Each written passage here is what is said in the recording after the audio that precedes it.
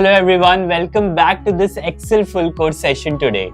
In this video, we will see what is index match, individually and even with the combined two. Guys, this index match is divided into 3 different sessions because when it comes to comparing index match to VLOOKUP, index match always performs better because you can easily solve any complex problems such as adding, removing and even moving to any column from right to left. All of this task can be easily done by the help of index match.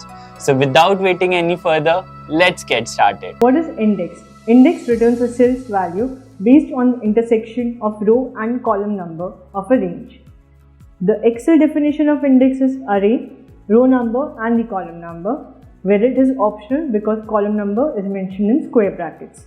And for you, the simple definition will be where and which row number. Column number is not necessary, so let's see how will we function.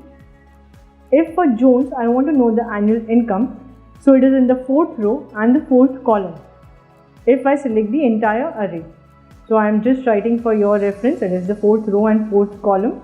Now the annual income will be equals to index, so entire array, and now it is the 4th row and the 4th column. Enter. So yes, Jones' annual income is 4,34,746. Now if I don't want to mention the column, how will we function? So number 4 is the same for the row, equals to index, and I'll select that column only from where I want the value. So I'll just select annual income and mention the 4th row. So I won't select any more columns. I'll just select the one column from which I want the result and enter. So see, we have got the same answer.